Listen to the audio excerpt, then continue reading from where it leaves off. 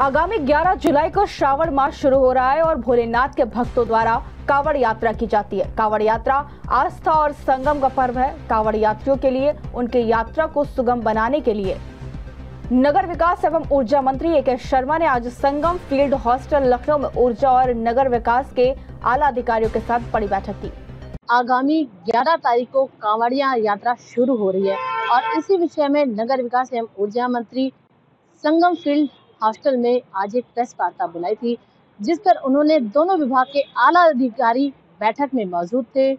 सभी अधिकारियों को ये खास तौर से निर्देश दिया गया है, चाहे वो विद्युत विभाग हो या फिर नगर विकास विभाग हो, कि जिस तरफ से कांवड़ यात्रा शुरू की जाएगी उनके मार्गों में प्रकाश की उचित प्रबंध हो। इसके साथ ही उनके प्रसाधन का व्यवस्था है उसको सुचारू रूप से है देखा जाए, जिसमें कांवड़ यात्रियों के खान पान, स्नान, शयन, शौचालय, प्रधान फूल, पेयजल, मार्ग रोशनी आदि को लेकर किसी तरह की कोई कठिनाई न हो, इस पर निर्देश दिए गए। ए.के. शर्मा ने कहा कि करोड़ों श्रद्धालु आसपास के शिवालय मंदिरों में भोलेनाथ को जाकर जल अर्पित करते हैं।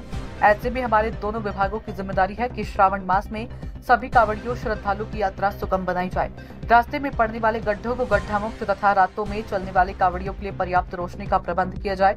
किसी भी मार्ग में अंधेरा न रहे। बिजली के खंभों में स्टे वायर को टेपों से कवर करते हुए सुरक्षा की दृष्टि से मुकम्मल किया जाए। मंत्री ए.के. शर्मा ने ऊर्जा एवं नगर निकाय विभाग के अधिकारियों को क्या कुछ कहा, निर्देश दिए, आइए सुनते हैं। आगामी दिनों में पवित्र श्रावण मास शुरू हो रहा है। श्रावण मास भगवान शिव की आराधना का, उपासना का विशेष रूप से महीना माना जाता है। लाखों नहीं बल्कि करोड़ों श्रद्धालु अपने आसपास के मंदिरों में, विशेष रूप से बड़े मंदिरों में, तीर्थ क्षेत्रों में जाकर के पूजा आराधना करते हैं और बहुत से श्रद्धालु नदियों का पानी लेकर के, एक नदी का पानी लेकर के दूसरे तीर्थ स्थान पे या दूसरे मंदिर में जाकर के भगवान शिव को चढ़ाते हैं। ऐसे श्रद्धालुओं को कांवड़ यात्री कहा जाता है। कांवड़ में लेकर के पवित्र जल चलते हैं। कांवड़ यात्रियों की सुविधा के लिए, उनकी सेवा के लिए तमाम प्रकार की व्यवस्थाएं करने के हेतु से और श्रावण मास की शिवालयों में होने वाली भीड़ के मद्देनजर, होने वाली ज्यादा समय की उपासना के मद्देनजर हमने आज नगर विकास विभाग और बिजली विभाग, दोनों ही विभागों की महत्वपूर्ण बैठक किया। इस बैठक में दोनों विभागों के उच्च अधिकारी भी उपस्थित रहे और सभी नगर निकायों के सभी अधिशासी अधिकारी, सभी बिजली विभाग से संबंधित अधिकारी, सभी लोग, स्थानीय जो क्षेत्रीय अधिकारी हैं वो लोग भी उपस्थित रहे। विशेष रूप से हमने सूचनाएं जो दिया है वो इस प्रकार है कि पहली बात तो ये कि कांवड़ यात्री रात में भी चलते हैं, इसलिए प्रकाश और बिजली की दृष्टि से अगर देखा जाए तो किसी भी मार्ग में कोई अंधेरा नहीं होना चाहिए।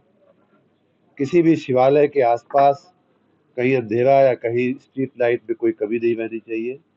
कई बार नेशनल हाईवे या स्टेट हाईवे के पुलों पे या अन्य जो महत्वपूर्ण जो जंक्शंस होते हैं वहाँ लाइट में खराबी आ जाती है, तो वो भी मैंने नगर विकास विभाग और बिजली विभाग को कहा है कि नेशनल हाईवे अथॉरिटी हो या पीडब्ल्यूडी हो, उनके साथ भी बातचीत करके मार्ग प्रकाश में कहीं कोई कमी न रहे, इसकी व्यवस्था सुनिश्चित करेंगे आवश्यकता। तो इस प्रकार दुर्घटना के प्रति पूर्व तैयारी या उसको पूर्व अनुमान करके हमें उसको दुर्घटना न हो उसके लिए बचाना है। उसी के प्रकार कहीं कहीं ट्रांसफार्मर खुले में रह जाते हैं, उनके आसपास बैरिकेडिंग किया जाए।